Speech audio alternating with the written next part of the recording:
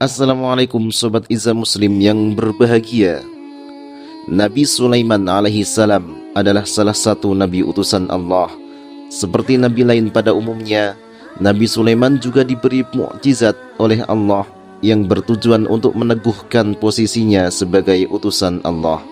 Selain itu, mukjizat juga berguna untuk menunjukkan tanda-tanda kekuasaan Allah sebagai satu-satunya zat yang maha kuat dan maha segalanya. Di antara mukjizat Nabi Sulaiman adalah mampu berbicara dengan bahasa hewan, mampu memerintahkan para setan untuk membangun bangunan yang megah, mampu mengalirkan tembaga dari dalam perut bumi, dan mampu menundukkan angin. Mengenai mukjizat menundukkan angin, Allah Subhanahu wa taala berfirman, "Dan telah kami tundukkan untuk Sulaiman angin yang sangat kencang tiupannya, yang berhembus dengan perintahnya ke negeri yang kami telah memberkatinya, dan adalah kami maha mengetahui segala sesuatu." Al-Quran Surat Al-Anbiya ayat 21. Nabi Sulaiman dapat memerintahkan angin untuk menerbangkan apa saja yang dia sukai, menuju kemana saja yang beliau mau. Dengan mengendarai angin, Nabi Sulaiman bisa berpindah sangat cepat dari satu negeri ke negeri yang lain. Perjalanan beliau dengan angin dari pagi sampai tengah hari sama dengan perjalanan sebulan dengan onta yang cepat. Ada kisah unik yang terjadi antara seorang tamu, angin Nabi Sulaiman, dan malaikat Israel. Kisah ini tercantum dalam kitab Al-Majalis Ats-Tsaniyah karya Syekh Ahmad bin Syekh Hijazi Al-Fushni. Mari kita simak kisahnya. Tapi sebelum kita lanjut, bagi sobat yang baru tahu channel ini, jangan lupa untuk menekan tombol subscribe dan bunyikan lonceng notifikasinya agar kami tetap bersemangat dalam berbagi pengetahuan Islam dan sobat tidak ketinggalan informasi yang bermanfaat dari channel Izzah Muslim. Suatu hari, malaikat Israel mendapat perintah dari Allah untuk mencabut nyawa seseorang. Pada saat malaikat Israel berkunjung ke istana Nabi Sulaiman dengan wujud manusia, ia terkaget melihat seorang laki-laki di samping Nabi Sulaiman. Israel lalu menatapnya dengan tajam. Malaikat Israel berpikir bahwa laki-laki itu adalah target untuk dicabut nyawanya. Namun ada yang janggal di sini. Menurut perintah Allah, malaikat Israel harusnya mencabut nyawanya di negeri India.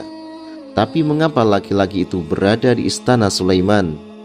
Jika Israel mencabut nyawa laki-laki itu di istana Sulaiman, maka hal ini tidak sesuai dengan perintah Allah. Israel pun kemudian pergi. Laki-laki itu bertanya kepada Nabi Sulaiman, "Wahai Nabi Allah, siapa dia?" "Dia adalah malaikat maut," kata Nabi Sulaiman. "Wahai Nabi Allah, tadi aku melihat dia menatap tajam ke arahku. Jangan-jangan dia mau mencabut nyawaku. Selamatkan aku dari cengkramannya," kata pria itu. Nabi Sulaiman bertanya, "Bagaimana caranya aku menyelamatkanmu?" "Engkau suruh saja angin untuk membawaku pergi ke negeri India. Mungkin saja dengan begitu dia akan kehilangan jejakku dan tidak akan bisa menemukanku," kata pria itu. Nabi Sulaiman lalu memerintahkan angin untuk membawa pria itu ke tujuan dalam waktu sekejap saja. Angin pun segera melaksanakan perintah Nabi Sulaiman. Tiba saatnya, sesampainya di negeri India, malaikat Israel pun akhirnya mencabut nyawanya. Kemudian Israel kembali menemui Nabi Sulaiman. Melihat hal itu, Nabi Sulaiman bertanya kepada malaikat Israel, "Mengapa engkau tadi melirik kepada laki-laki itu dengan tatapan yang tajam?" "Aku merasa sangat heran. Aku diperintahkan untuk mencabut nyawanya di negeri India. Namun keberadaannya saat itu sangat jauh dari India. Hingga akhirnya tiba-tiba ada angin yang membawanya sampai ke negeri itu.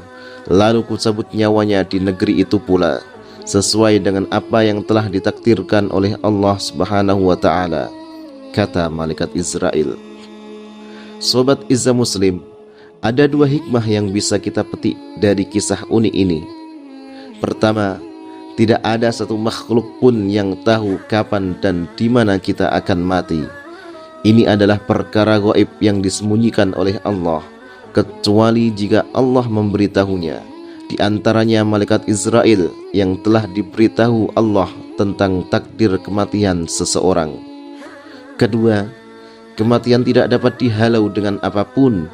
Malaikat Israel datang pada siapa saja yang sudah digariskan untuk mati. Tidak ada yang bisa kabur darinya, bahkan jika ia meminta bantuan Nabi Allah sekalipun. Ketiga, manusia yang tidak tahu kapan dan bagaimana matinya, hendaknya selalu mempersiapkan diri dan mencari bekal untuk mati dengan banyak beramal soleh. Wallahu a'lam bishawab. Wassalamualaikum.